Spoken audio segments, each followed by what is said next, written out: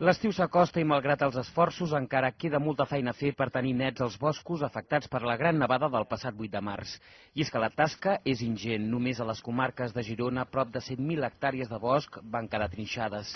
És per això que a municipis com Ara Calonge tothom treballa a contrarrellotge.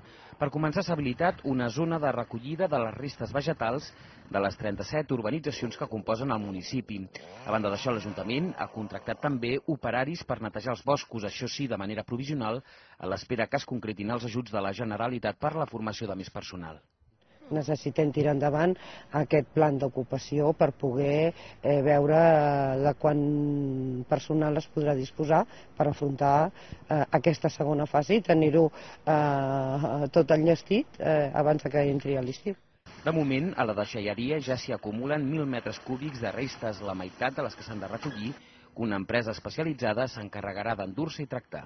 Us puc informar que s'ha arribat ja a un punt d'acord amb una empresa que tracta el tema de la biomassa, perquè a partir de la setmana vinent ells vindran els cops que facin falta per començar a gestionar tota aquesta resta vegetal. El que es fa a Calonge és només un exemple del que molts municipis gironins estan fent. L'objectiu és acomplir el termini marcat pel conseller de Medi Ambient, Francesc Baltasar, de tenir-ho tot net abans del 15 de juny.